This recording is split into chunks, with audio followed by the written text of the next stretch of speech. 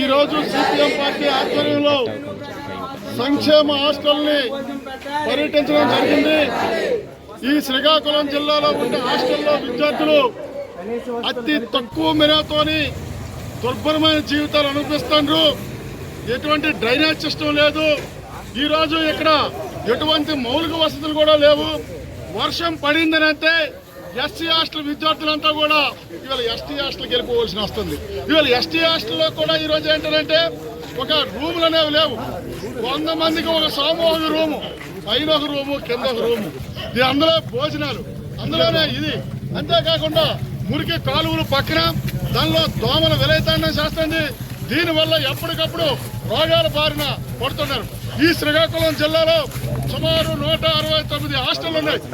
అందులో SC హాస్టళ్లు 31, BC హాస్టళ్లు 78, ST హాస్టళ్లు 60 ఉన్నాయి. ఈ 60 హాస్టల్లో కూడా ఎటువంటి మౌలిక వసతులు లేవు. అంతేకంటే ఈరోజు ధరలు పెరిగిపోతున్నాయి. పెరిగిన ధరలకు అనుగుణంగా వేతనాలు లేవు.